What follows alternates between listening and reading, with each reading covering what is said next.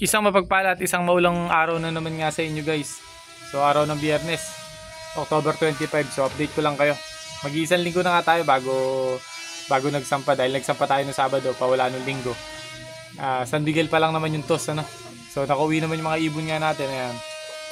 So medyo nilalamig yung mga ibon nga namin na to. Pansin nyo naman sa mga itsura. Pero okay naman, ano, magaganda naman yung kondisyon nila. Dahil hindi naman natin sila pinawalan. Simula umuwi ng linggo, simula ng Lunes hanggang ngayong Biyernes, October 25, hindi pa rin natin sila pinawawalan. So medyo nagbawas lang tayo ng konti sa pagkain dahil alam naman natin pagka hindi tayo nakakapagpalipad, humihina yung ibon or tumataba. So yun ang dahilan bakit hihina. So ayan, nakita nyo naman, ayan, gaganda ng kondisyon. So plano ko magpalipad baka pag araw-araw ng konti. Dahil sobrang sama nung panahon ngayon, ang tagal nilang hindi lumipad, 5 araw.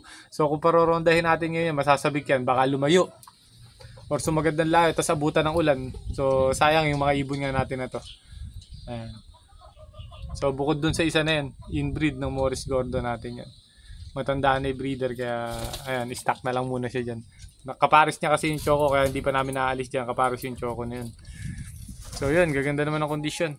Tapos itong choco natin na to, sinampa natin, payat na payat. So 2 beses ko pa lang napaparuting, hindi pa rumuruting dito na matagal. Payat na payat.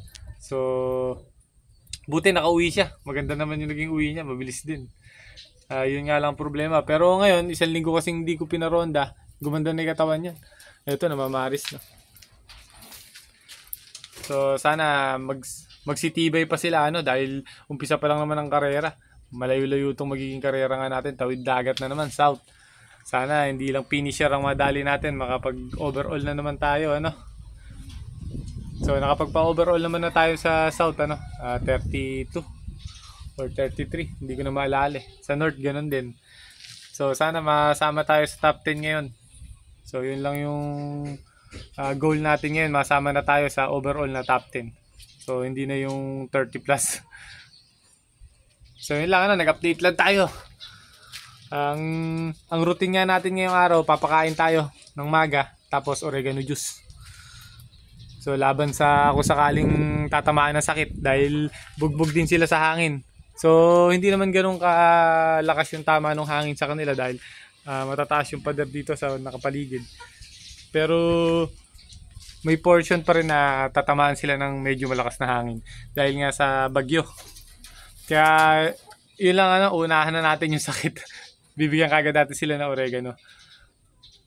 Bago natin pakainin ngayong maga, titingnan ko muna yung mga butche or yung katawan kung nagtunaw na maganda. Tapos kung sino yung hindi nagtunaw dyan, hiwalay na kagad yun, treatment na kagad para hindi na lumala. Pero sa tingin ko okay naman yung mga katawan yan. Dahil pagbukas ko pa lang ng pinto, nakaabang na kagad. Nabibigyan sila ng pagkain. So hanggang dito na nga lang guys yung video natin, nag-update lang ako. Ayan, gagandang ibon. Sana makaswerte na tayo. So keep safe nga pala guys.